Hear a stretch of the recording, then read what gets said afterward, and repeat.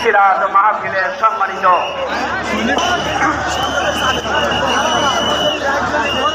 আপনারা ইতিমধ্যেই গুরুত্বপূর্ণ বক্তব্য শুনেছেন।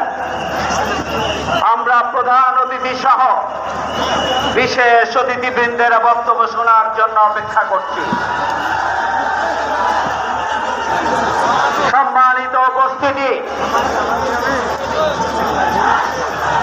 বিশ্ব মানবতার মুক্তির জন্য রাসূল করিম সাল্লাল্লাহু আলাইহি ওয়াসাল্লাম